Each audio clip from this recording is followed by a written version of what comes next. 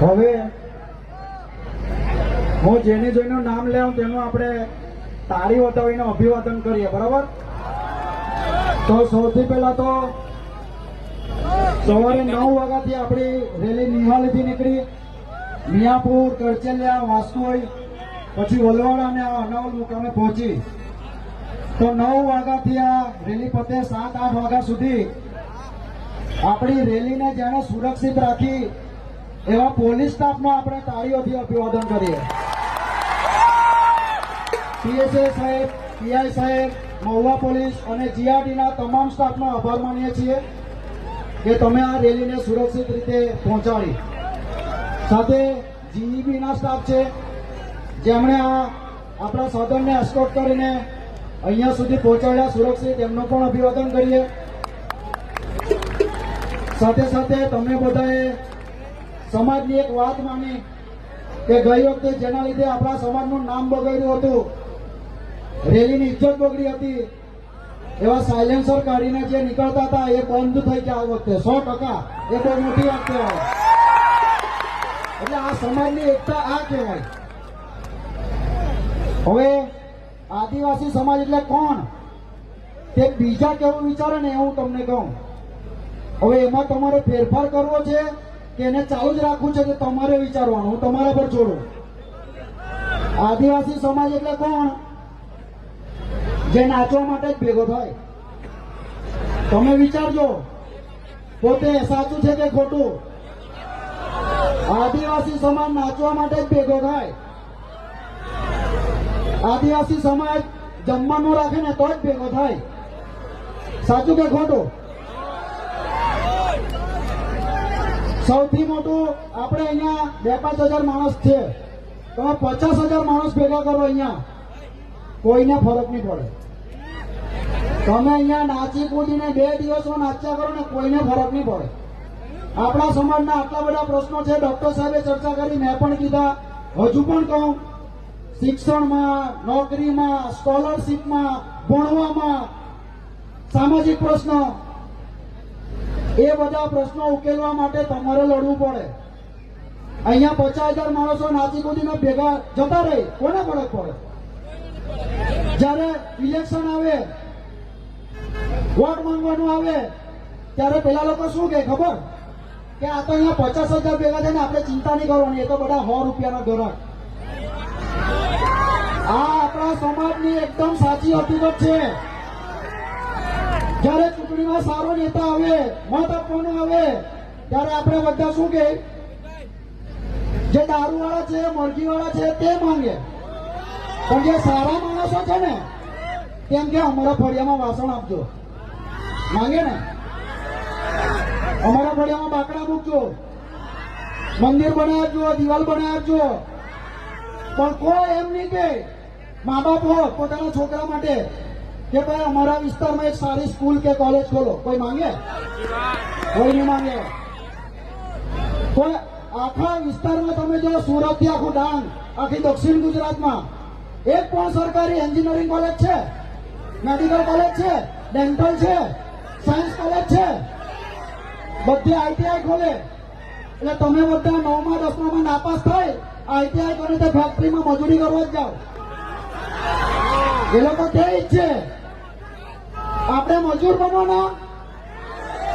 હું એમ નથી કહેતો કે તમે આને મત આપો, આને આપો, આને આપો.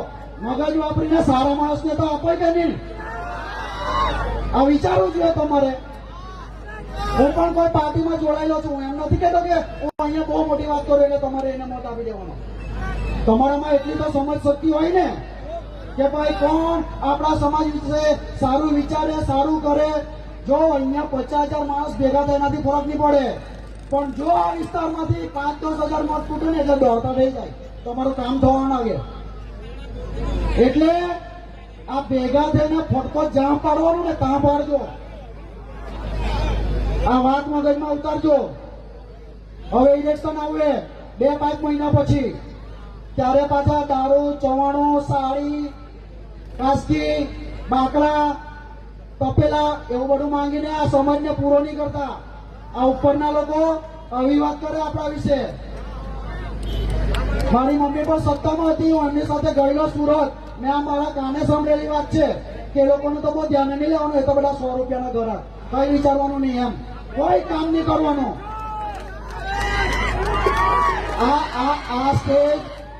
આ સ્ટેજ આ વાત કહેવા માટે નથી, પણ આ કહેવી પડે. અહીંયાથી કહેશું તો તમે મગજમાં ઉતારો ને, આ કહેવાનું કોણ? એટલે આ યુવાનોએ બદલાઈ લાવવો પડે. યુવાનો બદલાવ લાવે તો જ કઈ થશે. આમાં તમારે નોકરી કરવાની છે, તમારે રોજગાર કરવાનો છે, તમારે મત આપવાનો છે, તમારે ભવિષ્યમાં મા બાપ બનશો, તમારા છોકરાને તમારે ભણાવવાના છે. આપણા સમાજ માટે સૌથી મોટી 2 સમસ્યા છે, યાદ રાખજો. એક છે જાતિનો દાખલો. એ જાતિના દાખલામાં આપણે આદિવાસી છે એટલે આપણને નોકરી મળે, શિક્ષણ મળે મફતમાં, આપણા નેતા ચૂંટાય એ આદિવાસીના દાખલાના લીધે. એના લીધે આપણે અહીંયા બધા આદિવાસીના નામે ભેગા થયા. આદિવાસીનો દાખલો બહુ ટૂંકા ગાળામાં નીકળી જવાનો છે. તમારી પાસે આવશે એટલે તમને અક્કલ આવી જશે. બીજું છે સંસ્કૃતિ. હવે આપણા આદિવાસીના તહેવાર આવવાના. હવે પહેલો તહેવાર આવે, હમણાં તો ચોમાસામાં એક તહેવાર ગયો, વરસાદ પડે પછી ઉજવે, નાંદેડો પૂજે. કેટલા જણે કર્યું? ખબર કે નહીં ખબર? નાંદેડો પૂજે ખબર કે નહીં ખબર?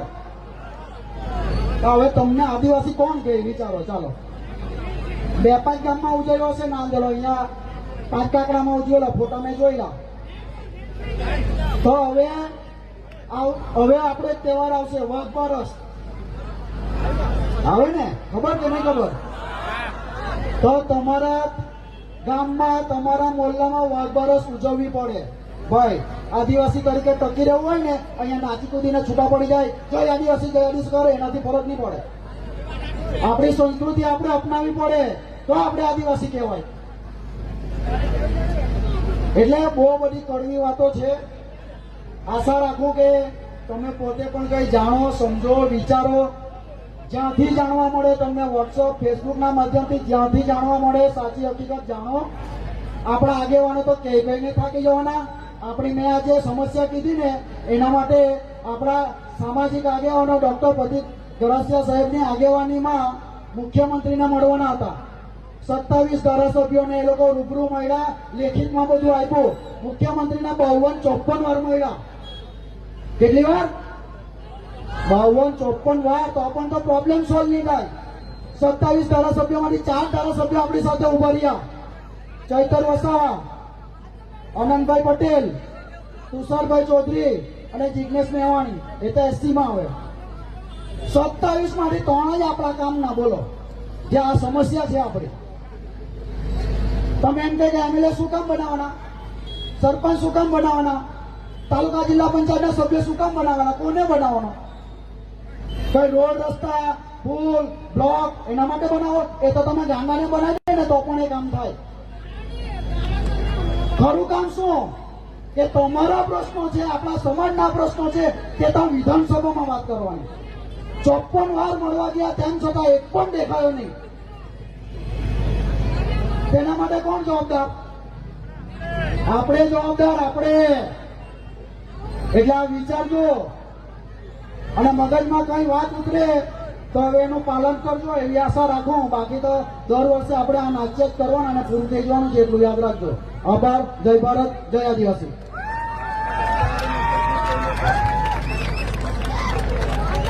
એક બીજી ખાસ વાત, ગઈ વખતે બાઇક લઈને જે ધમાલ કરતા હતા એને મેં પોતે ઘણા બધાને અટકાવ્યા, પકડ્યા. તો હવે દારૂ જે પીને આપણને ખબર પડી જાય કે આ ભાઈ દારૂ પીધેલો છે, પણ એ બધા ગાંજા પીધેલા હતા. બોલો, ને ઉંમર કેટલી? 15 વર્ષ, 17 વર્ષ, 19 વર્ષ, 20 વર્ષ. આટલા નાના છોકરા આપણા ગાંજાના રવાડે ચડી ગયા. કરચેલીમાં પણ અમે વાત કરી કે બહારથી આવીને અહીંયા જે ધંધો રોજગાર કરવા માટે આવ્યા છે એ લોકો વેપારની આડમાં મોટા ભાગના ગાંજો વેચવાનો ધંધો કરે. એવાની માહિતી પોલીસ સ્ટેશનમાં આપી છે, પણ હાલમાં અમારા હાથ ખુલ્લા નથી. સમય આવશે જ્યારે એ દરેકને પકડીને આપણા વિસ્તારમાંથી બહાર કાઢશું આપણે. ત્યારે તમારે બધા અમારી સાથે આવીને ઉભા રહેવું પડે. ઉભા રહેશો ને? ત્યારે આ ડીજે નહીં આવે હે? ડીજે વગર આવવાના છે? ખબર. જય આદિવાસી.